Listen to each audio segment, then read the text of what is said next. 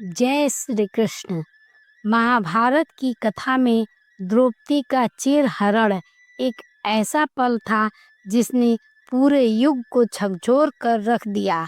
लेकिन चीरहरण के बाद द्रौपदी ने ऐसा क्या महसूस किया कि वे उसी कर्ण से मिलने गई जिसने उन्हें अपमानित किया था। वही कर्ण जिसने अग्निसुता द्रौपदी को भरी कुरुराज सभा में वेश्या तक कर डाला था। इतना सब कुछ हो जाने के बाद भी आखिर द्रौपदी कर्ण से मिलने अकेले उसके शिविर में क्यों गई? जानने के लिए वीडियो को अंत तक जरूर देखें। कौरव की कुरुराज सभा, जहां चारों तरफ सन्नाटा और मौन पसरा हुआ था, वो कुरुराज सभा जहां धर्मराज युधिष्ठिर ने द्रौपदी को दांव पर लगा दिया था, वहां ना तो कोई धर्म बचा था और ना ही कोई न्याय। वो कुरुराज सभा जहां एक नारी को भरी सभा में उसके चरित्र पर प्रश्न चिन्ह लगाकर उसे वस्तु बना दिया गया। क्या आप महसूस कर सकते हैं एक स्त्री के उस अपमान को, जहां राजाओं और धर्म गुरुओं से भरी राजसभा में कोई उसकी रक्षा के लिए खड़ा नहीं हुआ? मित्रों, चीरहरण के समय जब द्रौपदी को घसीटकर कुरुराज सभा में लाया गया, उसके पांचों पति मौन थे, भीष्म मौन थे, गुरुद्रोण मौन थे, महाराज धृतराष्ट्र मौन थे। परंतु वहीं पर एक व्यक्ति था जो मौन नहीं था, जो आग में घी डालने का काम कर रहा था। वह था सूर्यपुत्र कर्ण। कर्ण ने न केवल द्रौपदी के 5 पतियों को नीचा दिखाया, बल्कि उसे वेश्या कहकर ऐसा अपमानित किया जिसे सहना किसी भी स्त्री के लिए कठिन था। इतना ही नहीं, जब दुशासन ने द्रौपदी के वस्त्र को खींचा, तब भी कर्ण मौन नहीं रहा। वह हर पल दुशासन को उकसाता रहा। लेकिन वर्षों बाद जब महाभारत का युद्ध होना लगभग तय हो गया, तब एक अकल्पनीय घटना घटी। द्रौपदी ने स्वयं श्री कृष्ण से आग्रह कर एक बार कर्ण से अकेले मिलने की अनुमति मांगी। कृष्ण ने पहले उसे रोका और कहा, जिसने तुम्हें अपमानित किया उसके पास क्यों जाना चाहती हो? परंतु द्रौपदी ने कहा, हे माधव, मेरे हृदय में कुछ ऐसे प्रश्न हैं जिनके उत्तर सिर्फ कर्ण दे सकता है। मैं युद्ध से पहले अपने उन प्रश्नों का उत्तर कर्ण से चाहती हूँ। कृष्ण ने मुस्कुराते हुए द्रौपदी को कर्ण से मिलने की अनुमति दे दी। परंतु अर्जुन और युधिष्ठिर से यह बात छुपी रही। रात्रि का समय था। कर्ण अपने शिविर में विश्राम कर रहा था। तभी कर्ण के द्वारपाल कर्ण से बताते हैं कि पांडव की पत्नी द्रौपदी आपसे भेंट करने आई है। यह सुनकर कर्ण चौंक गया। कर्ण ने शिविर में प्रवेश कर चुकी द्रौपदी का स्वागत किया। कर्ण के चेहरे पर न घृणा थी और न क्रोध था, तो केवल पश्चाताप। द्रौपदी ने सीधे कर्ण की आंखों में देखा और पूछा, कर्ण, क्या तुमने उस दिन मुझे वेश्या कहा था? क्या स्त्री का मान इतना छोटा होता है? कर्ण का गला रूंध गया और उसने कहा, द्रौपदी, अगर उस दिन तुमने मेरे आत्मसम्मान को ठुकराया ना होता तो शायद मैं वह शब्द कभी न कहता। मैं आज भी वह अपमान नहीं भूला।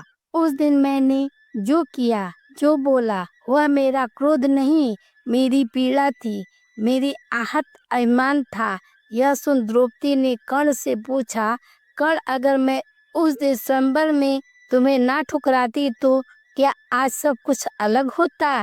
कर्ण की आंखें भर आई। उसने कहा, हाँ, शायद यह युद्ध भी ना होता, शायद मैं कभी अधर्म के पथ पर न जाता, शायद तुम मेरी पत्नी होती और मैं वह होता जो तुम्हारे सम्मान की रक्षा करता। द्रौपदी मौन रही। फिर उन्होंने एक और प्रश्न पूछा, क्या अब भी तुम मुझे उसी नजर से देखते हो? कर्ण ने उत्तर दिया, नहीं, अब मैं तुम्हें अपराध बोध की नजर से देखता हूँ। हे द्रौपदी, मैंने तुम्हें जितना अपमानित किया था उतनी ही मेरी आत्मा जली है। द्रौपदी की आंखों में जल भर आया। वह बोली, तुम्हें पता है कर्ण, जब कृष्ण ने मुझे बताया कि तुम भी कुंती के पुत्र हो, तब मैंने अपने सभी घाव भुला दिए और मैंने यह भी सोचा कि यदि मेरी मर्यादा की रक्षा पांचों पांडव ना कर सके तो शायद तुम कर सकते थे, शायद मेरे रक्षक तुम हो सकते थे। कर्ण यह सुनकर स्तंभ रह गया। उसने पूछा, तो क्या तुम मुझे स्वीकार कर सकती थी? द्रौपदी बोली, यदि समय ने मुझे यह अवसर पहले दिया होता तो तुम सत्य से स्वयं को दूर ना रखते तो हाँ, मैं तुम्हारी हो सकती थी। यह कहते कहते द्रौपदी की आंखें भर आई। कर्ण ने अपना मस्तक झुका दिया और कहा, हे द्रौपदी, मेरे निष्कलंक जीवन में सबसे बड़ा कलंक तुम्हारा अपमान है। मैं मरने से पूर्व अगर कुछ मांग सकता तो केवल यही चाहता कि तुम मुझे क्षमा कर दो। द्रौपदी ने कर्ण की ओर देखा और कहा, कर्ण, तुम्हें क्षमा करने का अधिकार केवल मेरा नहीं, उन स्त्रियों का है जो आज भी अपने अपमान में जी रही हैं। मैं बस इतना कह सकती हूँ, यदि आज तुम अधर्म का साथ छोड़ दो तो मेरे आंसू सार्थक होंगे। कर्ण ने धीरे से उत्तर दिया, अब बहुत देर हो चुकी है द्रौपदी, मैं अधर्म के नहीं अपने वचनों का बंदी हूँ।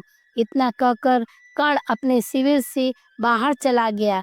वह भेंट फिर कभी दोबारा नहीं हुई, परंतु उस भेंट ने कर्ण के अंतर्मन में एक ऐसा परिवर्तन किया कि युद्ध के अंतिम क्षणों में जब कर्ण मरणासन पर था, उसने श्री कृष्ण से केवल एक वर मांगा कि द्रौपदी के आंसू व्यर्थ न जाएं। तो मित्रों, आज का यह संवाद हमें बहुत बड़ी सीख देता है कि जहाँ एक स्त्री अपमान सहकर भी क्षमा कर सकती है, वहीं एक योद्धा अपने अंतिम समय में पश्चाताप के आंसू बहा सकता है। कर्ण और द्रौपदी दोनों ही अपने अपने स्थान पर महान थे। द्रौपदी और कर्ण की यह भेंट केवल दो पात्रों का संवाद नहीं था, यह क्षमा और पश्चाताप का मिलन था। जहाँ एक ओर द्रौपदी ने अपने भीतर की आग को करुणा में बदल दिया, वहीं कर्ण जो युद्ध भूमि में अमर होने चला था, वह उस दिन मन से पराजित हुआ। तो मित्रों, यह थी आज की वीडियो। इस वीडियो पर आपकी क्या राय है? आप अपनी राय हमें कमेंट के माध्यम से भी बता सकते हैं। वीडियो पसंद आई हो तो वीडियो को लाइक करके वीडियो को शेयर करें। चैनल पर अगर नए आए हैं तो चैनल को सब्सक्राइब करना ना भूलें। धन्यवाद। जय श्री कृष्ण।